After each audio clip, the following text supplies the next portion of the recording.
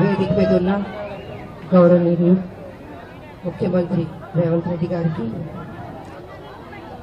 కాంగ్రెస్ మంత్రులకి, కాంగ్రెస్ ముఖ్య నాయకులకి, కాంగ్రెస్ కార్యకర్తలకి, ఇక్కడికి వచ్చేసిన మా బీసీ అన్నలు, తమ్ముళ్ళు, అక్కలు, చెల్లెళ్ళు అందరికీ నమస్కారం తెలియజేసుకుంటున్నా. మంచి ఉత్సాహంగా ఉన్నారు. నిజంగా ఇంకొక ఉద్యమం ప్రారంభమైంది అనుకుంటున్నా.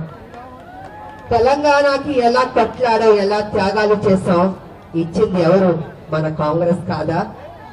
అదేవిధంగా వాళ్ళ బీసీ అంశాన్ని రాహుల్ గాంధీ గారు ఎత్తుకుని 32% రిజర్వేషన్ కల్పించాలని అన్నారు. ఇవాళ మన తెలంగాణలో ముఖ్యమంత్రి గారు అసెంబ్లీలో 42% రిజర్వేషన్ బిల్ కల్పించారు, పాస్ అయింది. అదేవిధంగా ఢిల్లీలో కూడా పడుతున్నాం. నేను ఒకటే మాట చెప్పదలుచుకున్నాను, ఊరు పట్టండి, బీసీలకి న్యాయం జరుగుతుందని కూడా తెలియజేస్తున్నాను. తెలంగాణ అంత తేలిగ్గా రాలి, ఎంత కష్టపడి సాధించాం. సో బీసీలు అన్నది మన భారతదేశంలో వెన్నెముక లాంటి వాళ్ళు. మీకు న్యాయం జరగకపోతే భారతదేశానికి ఏమి న్యాయం జరగనట్టు. కాబట్టి గట్టి కొట్లాడుదాం. మన బీసీలకి న్యాయం జరిగేటట్టు, 40% రిజర్వేషన్ కల్పించేటట్టు అది జరిగే వరకు విడిచిపెట్టదని మీ అందరికి తెలియజేసుకుంటూ, నాకు ఈ అవకాశం ఇచ్చిన ముఖ్యమంత్రి గారికి, మా బీసీ అన్నలు, తమ్ముళ్ళు, అక్కలు, చెల్లెళ్ళందరికీ మరోసారి అక్కడ తెలియజేసుకుని తెలియజేస్తున్నా. జై తెలంగాణ, జై బీసీ. థ్యాంక్ యూ అక్క గారు. ఇప్పుడు రామగుండం శాసనసభ్యులు మకన్ సింగ్ రామ్ ఠాకూర్ గారిని మాట్లాడవలసిందిగా విజ్ఞప్తి చేస్తున్నా.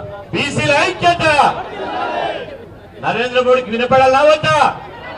వినపడాలన్నది గట్టిగా పీకిలి. జై బీసీ, ఖబర్దార్ బీసీ వ్యతిరేకులారా. Thank you.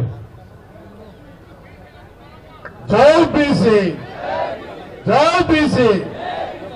నేటి కార్యక్రమ సభాధ్యక్షులు శ్రీనన్న గారికి, నేటి కార్యక్రమానికి మన ఉద్యమానికి కారణమైన మన రాష్ట్ర గౌరవ ముఖ్యమంత్రులు రేవంత్ అన్న గారికి, పిసిసి అధ్యక్షులు మహేష్ అన్న గారికి, పొన్నం ప్రభాకర్ గారికి, సురేఖక్క గారికి, వేదికపై ఉన్న పెద్దలకు, నా ముందున్నటువంటి ఉద్యమ నాయకులకు అందరూ కూడా మీడియా మిత్రులకు హృదయపూర్వక నమస్కారాలు. ఇలా చాలా అదృష్టవంతుని నేను.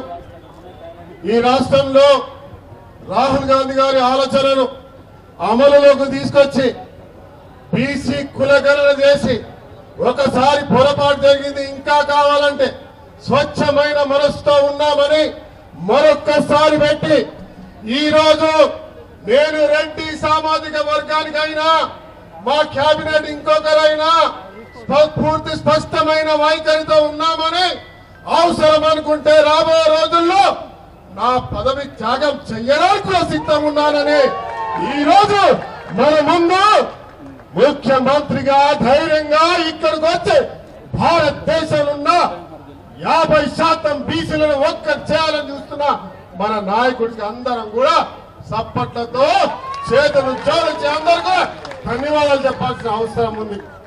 అనేక మంది చెప్పినారు, ఆ రోజు అసెంబ్లీలో బిల్లు పెట్టినప్పుడు నేను కూడా దాంట్లో భాగస్వామి కావడం నిజంగా అదృష్టం. నాతో పాటు శాసనసభ్యులందరూ కూడా కాంగ్రెస్ పార్టీకి, వారి కేబినెట్ మిత్రులకి ఈ రోజు ధన్యవాదాలు చెప్తున్నా. యావత్ తెలంగాణ దేశ బీసీల పక్షాన ఈ రోజు ఉద్యమం ప్రారంభమైంది. అన్ని రాష్ట్రాల నాయకులు వచ్చారు. దేశానికి తెలిసింది, మోడీ దిగొస్తే సరే, లేకుంటే దించే వరకు పోరాటం చేద్దాం. ఆ పోరాటానికి ఇక్కడున్న నాయకుడు మన వెంబడి ఉంటాడు. అందుకు చిన్న సలహా, అది ఇలా కాంగ్రెస్ పార్టీ నాయకులం, శాసనసభ్యులం ఒక ఏర్పాటు చేసి ప్రతి రాష్ట్రంలో ఉన్న ముఖ్యమంత్రికి, అక్కడ ఉన్న రాజకీయ నాయకులను కలిసి మొత్తానికి వచ్చే కార్యక్రమం చేస్తే, ఈ రోజు ఇక్కడి నుంచి ఆగకుండా ఇది దేశవ్యాప్తంగా సంచలనానికి తీస్తుంది. ఖచ్చితంగా బీజేపీ చెయ్యకపోతే మోడీని దించే పోరాటం